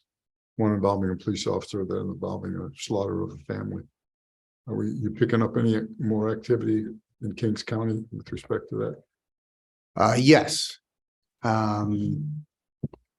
Fortunately, I guess, for us in Lemoore, it seems to focus at some of, kind of on the eastern side of our county. Southeastern, I know Corcoran's kind of been affected by it as well. Yeah. But yes. Okay. And a side note, and I hate to do this, put you on the spot. No. Do we plan on maybe sending somebody to that funeral? To the Selma police officer? Do we normally do that? Do we not do that? Yeah, we normally do. Okay. We've reached out to them. We've offered them any assistance that they can. I know that really in kind of these situations, unfortunately, I haven't gone through it. The amount of support is almost overwhelming at times. I know Hanford PD is actually going to send a couple of their officers to handle calls along with the sheriff's department while they do that detail. Again, I think they have so much overwhelming, but yeah, we will have some of our people have already reached out and will go and attend the funeral services, graveside services, and be in the procession as well. Cool. Thank you. Thank you for authorizing that. That's awesome. Thanks, Chief. Last up with me, good evening again. Just a couple things on the economic development front. Helen Agribusiness received their comments back from the engineers last week, so I met with their project manager. So expecting submittals quick. The comments were just some high level stuff, not a lot of reworking to do to get their submittals in. Panda Express is moving along at a pretty good clip. The Kmart building, there's some grants coming out for community resiliency centers. So funding, and there's some planning grants and funding grants. Indoor So soccer? I've reached, pardon me? Indoor soccer? Yeah, well, I've reached out potentially. I've reached out to Jay Salyer over at the EDC to meet with the new director over there, and we're gonna meet and kind of brainstorm some ideas. And I think twofold, if we could come up with a project to maybe expand rec services over to the Kmart and then maybe put in some storefronts that could be for like some startups or things like that. It looks like there's a pretty good funding opportunity and get people with a little bit better mindset than myself for this. So we're starting to assemble teams to start looking at some options and maybe get something going over there in Kmart. Maybe an indoor public pool in there too. Just thought I'd throw that in there. And then Cal Cannabis, they did not operate over last summer. They just recently signed off on a joint venture with Falcon. So that merger is ongoing. Lemoore PD right now is going through and doing some backgrounds, but that facility will be back operational this summer. That's the blue fence, right? Yep. Okay. Yep. And then meetings have attended since we've last been together. So I went to a Caltrans District 6 Sustainable Transportation planning grant workshop. So we'll kind of coordinate all that with KCAG, but there is some dollars coming out for the SCP planning process. Attended the League of California Cities Revenue and Taxation Policy Committee meeting. Went over the governor's budget. There's about 6 bills that have to do with taxation and that the league is watching. 5 of those are assembly bills. One's a Senate bill.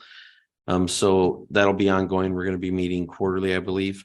Also attended the South San Joaquin Valley District City Managers Luncheon that was hosted over in Kingsburg a few weeks ago. So got to go meet, and it was a good time. First time they met really since COVID. So we're going to get that group started up again. And I believe Avenel's hosting it next go around. Also met with Senator Hurtado's office regarding funding requests for this year, but due to the governor's budget, they asked us to keep the request to less than $1 million. We'll see how it goes. We did submit a couple ideas for some infrastructure and for kind of community enhancement type zero-scape projects for drought tolerant things. So put it in on a white paper on the site. We'll see what happens there. Couple upcoming things in the very near future is the ICSC in Monterey. That's the International Council of Shopping Centers. So we've partnered with Team California and Retail Strategies for that event. Retail Strategies will be providing all the marketing data and materials that we need for that meeting. We're also partnered up with Team California. We will be using their site for meeting spaces, and we're also co-sponsoring one of the events they're putting on, along with I believe Kalinga is a co-sponsor as well. So we already have some meetings lined up with some developers and hotel people that want to meet and discuss some options in Lemoore. So I'll be traveling to that in February with Christy Bailey, and then the mayor will be going to that as well as our retail strategy partners and Team California. So looking forward to that. Tomorrow night, city county coordinators meeting over in Corcoran. Thank you.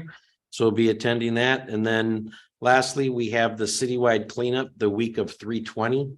So there should be information going out in the water bill this month. So look for it, but we'll put it on all our social media platforms. So this is that cleanup where you get your coupon and you can go over to King's Waste and Recycling and get rid of a lot of that stuff that's been cluttering your garage. And we did partner up with Caltrans, does have a grant for this that should cover, if not all of it, at least 90% of the cost for this 1 week cleanup for Lemoore. So again, taking advantage of those little grant opportunities where we can to save our residents money. And that was Randon took care of that for us. So thank you, Mr. Reader. And that's it for me. Thank you. Yeah, he said coupon. They say Yeah, coupon. sorry, that threw me off too. Coupon? The Is red that white called came out. coupon? Okay, moving on to consent calendar, section 3, items considered routine in nature are placed on the consent calendar. They will be considered and voted upon in one vote as one item unless council member or member of the public request individual consideration. So 3-1, approval of minutes, special meeting, January 10th, 2023. 3-2, approval of minutes, regular meeting, January 17th, 2023. 3-3, approval resolution 2023-04, authorizing continued use of remote teleconferencing provisions, AB 361. 3-4, approval budget amendment and position allocation amendment for transfer of full-time staff. 3-5, approval proposal from Adage to remove and replace media at Station 7. 3-6, approval lease agreement between the City of Lemoore and Solutionetics Technologies LLC. And 3-7, approval space construction change order for Site 7 South Tank Emergency Rebuild Project. Council want to pull any of those items? Seeing none? So move. Does anybody from the public want to pull any items? Seeing none? Yeah. So I have a motion by Mr. Gornick. Do I have a second? Oh, Second by Mr. Lyons. Mr. Gornick? Aye. Mr. Lyons? Aye. Mr. Cheney? aye. Mr. Orth? Aye. And I vote aye as well. Public hearing, section 4, report, discussion, and or other council action will be taken. 4-1. Public hearing, first reading, ordinance 2023-01, amending Title 8, Chapter 1 of the Lemoore Municipal Code, adding and setting forth an expedited and streamlined permitting process for electric vehicle charging stations as required by Government Code Section 65850.7. Mr. Greenlee, is that yours? I knew that. I don't know why I asked. Yes.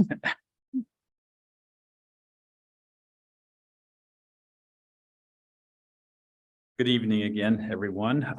What we're discussing tonight is that the state mandated that we have a streamlined process for EV charging stations. So it's a separate thing than if you're building a commercial building that usually is put in through the plan check. This is a process if somebody's wanting to do a single station or add to existing residence or a building. Basically, every city has been mandated to come up with an ordinance. So that's what you have before you. And what it basically does is it gives, in the packet, you can see there is a application. So instead of submitting and going through a plan check, if they meet the criteria and the state and the city decides that itself says everything is correct, we can issue the permit that day. So that's basically that in a nutshell. I think it's a great idea. Mhm. I say that lightly because the state doesn't always come up with great ideas, Mhm. but. Right. But did Ray come up with that idea or did the state come up with that idea? That wasn't me, it was the state. But I'm glad that we're implementing it, but Nathan, I was wondering if we could use this design and think about including for broadband, whether it be cell towers and or broadband, to do a similar kind of ordinance that, and particularly if we pattern the state framework for it, we might be able to kill two birds with one stone. Because there's going to be a lot of activity here in the next year about maybe expending lines and also making sure that that whether it's an apartment complex or residences, that they also make that happen in those developments. Yeah. The state's also mandating us, which will be coming to you in the future, for solar.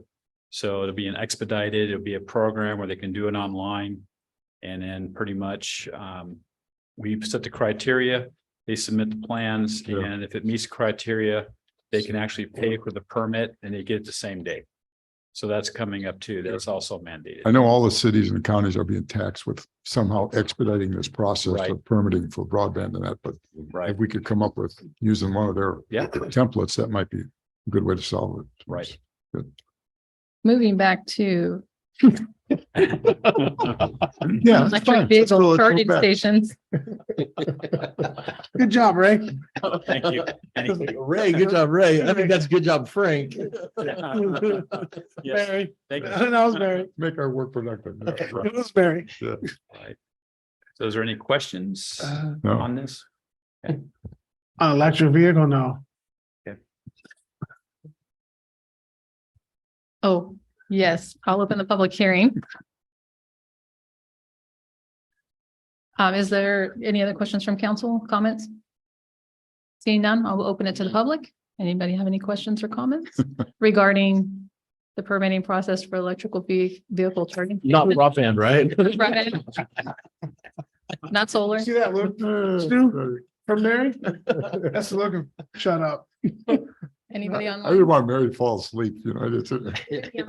She never falls asleep here, Frank. Okay, so with that, we are going to close the public hearing Good. and bring it back to council for a motion. Motion to accept 4-1.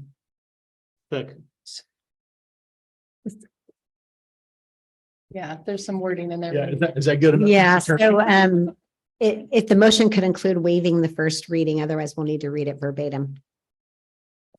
You want me to read it verbatim? No, I'd like you to waive the first reading. Waive If the you would first like, reading. yes, thank you. Sorry. There it is. Go first. Yeah, okay, so I have a motion by Mr. Worth. Do I have a second? Second. Second by Mr. Cheney. Mr. Worth, Yes. Mr. Cheney, Aye. Mr. Lyons, Aye. Mr. Gornick. And this is to waive the first reading, right? Yeah. Yeah. Not broadband. Yes. And I vote aye as well. So that passes. We have no new business. Moving on to, Thank you. thank you, sir. Moving on to city council reports and requests, section 6. Mr. Cheney, do you have anything to report? No, I just want to thank all the city employees and Nathan for what he does. Sounds like he's very busy. So that's all. Thank you, sir. Mr. Lyons. Yeah, I want to congratulate, the police department on their police officer of the year. That was really neat. American Legion for coming out doing that. And just like Mr. Greenlee said, the finance department, they are kind of our unsung heroes. So I'd like to thank them as well as, everyone else that continues to do their job and they do it well. And I'd like to thank Mr. Gornick for, broadband. I'm done. Yeah. Mr. Worth. Well, I'd like to repeat what they all said, but we all said it. So I too want to thank the police for the officer of the year. That's an awesome. Sounds like a awesome person. We need to keep him.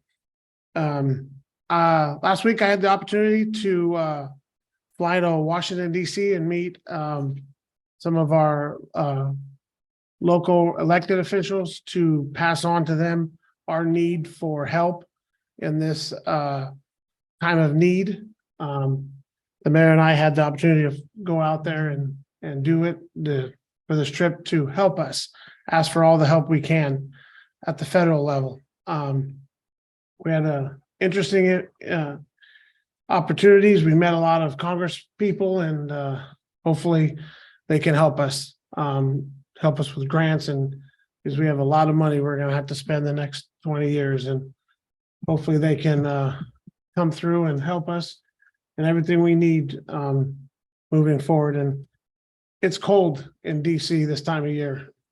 When they say it's a different cold, it's a different cold. So thank you, everyone. Good luck on the officers, not good luck, but on the officer's funeral. Thank you for all the thing you guys do, because it's an emotional time for the family and for all law enforcement. I've been a part of way too many of them, and it helps with the family. So with that said, Nathan, you are busy, and Marissa, thank you very much for all the hard work you did on getting our travel arrangements at such a short span, and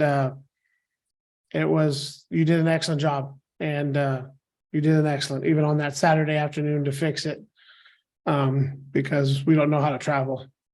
At least I don't know how to travel. So thank you very much. I'm good. Mr. Gornick. I'm not going to talk about broadband. That's a first. But I again want to ditto everything my council members said. Nathan, this was a great study session. I really appreciated that. It was good topics, good interchange, and good job. The only other thing I want to add is that I sit on for the council, I sit on the South Fork Kings Groundwater Sustainability Committee and group, or whatever we call ourselves. And we just hired a full-time director. Paul Stiglich comes from Mammoth. So happy to be out of Mammoth right now. He's got about 20 feet of snow, but got a lot of experience in water issues in California. And I think there's some stuff we need to talk about too, with respect to what's happening to water, and particularly during this next 2 years, real critical right now. So, Good storage. Yeah. Maybe we can get her title to help us with some storage. Huh?